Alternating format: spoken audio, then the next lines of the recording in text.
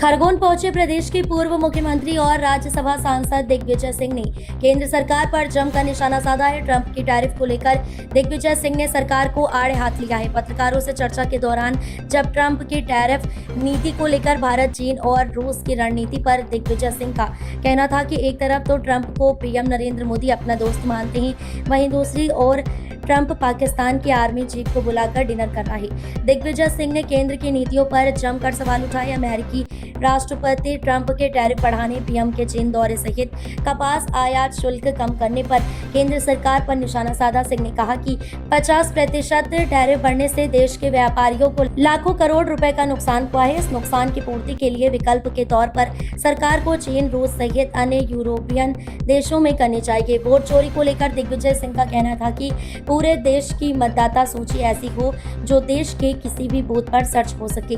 बिहार में जहां 8.5 करोड़ मतदाता वोट डाल चुके हैं, तो वहीं उन्हें भी फॉर्म भरने को कहा जा रहा है।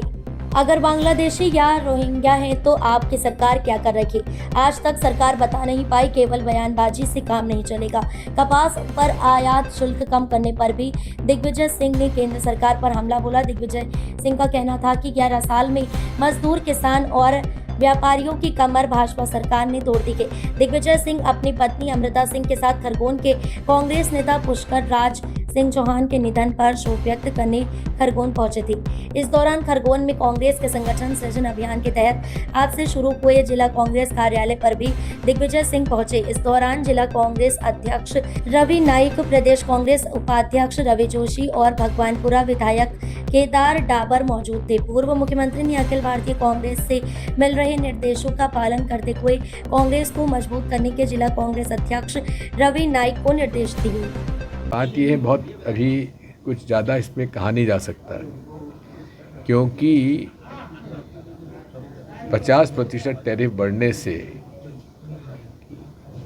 हज़ारों करोड़ का ही नहीं, लाख करोड़ से ज़्यादा की क्षति यहाँ के उन लोगों को हुई है, विशेषकर जो रेडीमेड गारमेंट्स, कारपेट जैसे अनेक जो कि लेबर इंटेंसिव इंडस्ट्री है, वहाँ उनके हज़ारों करोड़ के ऑर्डर जो है वो स्थगित कर दिए गए हैं।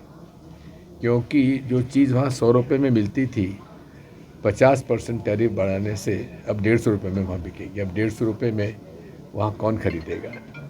इस कारण से अभी इतना ही हम देख सकते हैं, समझते हैं कि हमारे पास अब क्या विकल्प बचा है। विकल्प ये है कि हम जो मार्केट हमारा यूएसए का था, उसकी पूर्ति हम चीन में, रशिया में, एशियन कंट्रीज़ में, यूरोप में और साउथ अमेरिका में, ऑस्ट्रेलिया में किस प्रकार से पूर्ति करें, ये हमारी सरकार पर निर्भर करता है। भारत सरकार की नीति ठीक है जी? भारत सरकार की नीति ठीक चल रही है। भारत सरकार के पास विकल्प क्या था?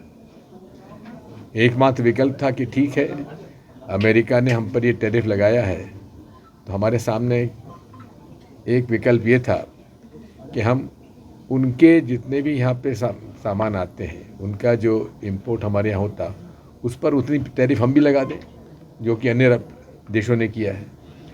चीन ने क्या किया है? उनके ऊपर, चीन के सामान के ऊपर उन्होंने टैरिफ लगाया, तो इन्होंने यूएसए के सामान पर टैरिफ लगा दिया। लेकिन जिस प्रकार से ट्रंप साहब जो हैं, जो कि भारत को अपना मित्र तो कहते हैं, लेकिन पाकिस्तान के आर्मी चीफ को वो स्पेशल तौर पे जो तरजीह दे रहे हैं, वो हम लोगों के लिए एक बहुत ही चिंता का विषय है। क्योंकि ये वो व्यक्ति है जिसने खुद ने पुलवामा के अटैक के बाद जिस प्रकार से बयानबाजी की है, इसलिए हमें इस बात की चिंता तो करना चाहिए कि आज की परिस्थिति में एक तरफ ट्रंप उनको स्पेशल न्योता देकर उनके साथ सारे प्रोटोकॉल को बलाए ताक रखकर उनसे बातचीत कर रहे हैं, उनको खाना खिला रहे हैं। दूसरी तरफ चीन पाकिस्तान को पूरा समर्थन कर रहा है। आखिर ये क्यों है? और उसके बारे में हमको इस बात की भी चिंता है कि प्रधानमंत्री जी जब चीन गए तो उन्होंने आतंकवाद के बारे में तो बात की, लेकिन जिस प्रकार से चीन पाकिस्तान का समर्थन कर रहा है। जिस प्रकार से यूनाइटेड नेशंस में चीन ने पाकिस्तान का समर्थन करके आतंकवाद के खिलाफ की जो कमेटी है यूनाइटेड नेशन की, उसमें उपाध्यक्ष के लिए उनको चयनित करवाया। इन सब बातों पर माननीय प्रधानमंत्री जी को उनसे चर्चा करना चाहिए थी। आज हालत ये है कि पूरे देश में यूरिया की कमी है, और यूरिया की कमी का मुख्य कारण ये भी है कि चीन से जो इंपोर्ट होता था वो चीन ने अभी रोक दिया है। सेंट्रल गवर्नमेंट के डेवलपमेंट को लेकर खुद बीजेपी के मेयर, उनके सुपुत्र ने जो है, अब वो डिबेट में उसने भाग लिया है और डिबेट में उसने बड़ा प्रभावशाली भाषण दिया। वोट चोरी को लेकर पूरे देश में वोट चोरी को लेकर कांग्रेस जो है, बात यह है कि हमारी मांग क्या है। हमारी मांग सीधी सी है कि पूरे देश के मतदाता सूची ऐसी स्वरूप में हो जिससे कि हम मशीन से पूरी उसकी डाउनलोड करके और पता लगा सकें कि किसी भी एक व्यक्ति का नाम बार बार तो नहीं आ रहा है। आज जिस फॉर्मेट में हमें मतदाता सूची दी जाती है, उसमें जब तक मैनुअली चेक ना करो तब तक संभव नहीं है। अगर मशीन रीडेबल हमारे पास सूची है तो एक नाम हमने डाल दिया, दिग्विजय सिंह पुत्र बलभद्र सिंह, एज इतनी, ये पता, और हमने सॉफ्टवेयर में उसको फीड कर, मतलब कंप्यूटर में फीड कर दिया, तो देश में जितने भी दिग्विजय सिंह पुत्र बलभद्र सिंह नाम के व्यक्ति है उसी एज के, यदि मेरा नाम किसी और बूथ पे लिखा तो सामने 1 मिनट के अंदर सारी जानकारी हमारे पास आ जाएगी। वो इसमें संभव नहीं है। हमारी मांग यही है। दूसरी मांग हमारी ये है कि जिस दिन नोटिफिकेशन होता है चुनाव का, उस दिन voter list date of withdrawal के बाद फ्रीज कर देना चाहिए, लेकिन उसके बाद भी उसमें डिलीशन और एडिशन चलते रहते हैं। वोटिंग के 3 दिन पहले तक हमारे पास डिलीशन लिस्ट हमको मिलती नहीं है, प्रिसाइडिंग ऑफिसर को मिल जाती है। ये सब बातों पर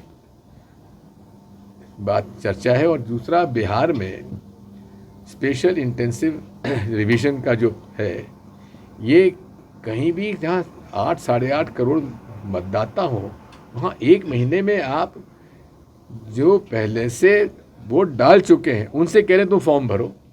क्यों फॉर्म भरो? ये आपके पास है, नागरिकता का अधिकार उनके पास है। अगर आपके पास कोई शिकायत है कि फला आदमी घुसपैठिया है, रोहिंग्या मुसलमान है, या बांग्लादेश से आया कोई बांग्लादेशी है, तो आपकी सरकार क्या कर रही है? बयान जरूर देते हैं, लेकिन आज तक एक नाम बता नहीं पाए हैं कि फला पोलिंग बूथ पर फला गांव में ये व्यक्ति नागरिक नहीं है भारत का, फर्जी उसने बनाई है। तो इसकी केवल बयानबाजी करके आप देश में गुमराह करना चाहते हैं सबको कि किस प्रकार से रोहिंग्या मुसलमान या बांग्लादेशी मुसलमान या नेपाल से कोई लोग आके यहाँ पर आ गए हैं जिनके नाम वो कटवा रहे हैं। किसका नाम कटवाया? एक बात नाम तो बताएं। सर, कर्नाटक गवर्नमेंट ने डिसीजन लिया है कांग्रेस की कि वो अब निकाय चुनाव होने वाले उसमें बैलेट पेपर का यूज होगा, तो क्या लगता है आपको एक ये क्रांति रहेगी जो बैलेट पेपर सालों से मांग उठती रहेगी? बात है, आज तो अमेरिका तक में बैलेट पेपर से वोटिंग हो रहा है। सर, ये कपास उत्पादक देश है भारत, और अभी चर्चाएं ये चल रही कि अब गवर्नमेंट जो है वो विदेशी कपास ज़्यादा खरीदेगी, तो क्या लगता है इसका? इससे नुकसान हमको होगा, क्योंकि बात यह है कि जैसे अभी उन्होंने इंपोर्ट ड्यूटी कम कर दी है, उससे तो यहाँ के कपास का भाव और गिर जाएगा। और अब ये कपास की फसल आने वाली है 2 महीने के अंदर, अब जब आएगा तो भाव गिरेगा। जब भाव गिरेगा तो ये हमको विदेशों से कपास को हमने ज़ीरो इंपोर्ट ड्यूटी करने का किसान विरोधी निर्णय लिया है। यही नहीं है, इसमें सोयाबीन पर भी है, और भी तेल पे जो इंपोर्ट होता है सब पे 0% ड्यूटी कर दी। ये तो बड़ा किसान विरोधी निर्णय लिया है भारतीय जनता पार्टी की सरकार ने। तो सर, ये किसानों की कमर तोड़ देगा। ये पिछले 11 साल में इन्होंने और किया क्या है? मजदूर की कमर तोड़ दी, किसान की कमर तोड़ दी, छोटे मध्यम व्यापारी कमर तोड़ दी। यही तो भाजपा की सरकार है। Thank you sir.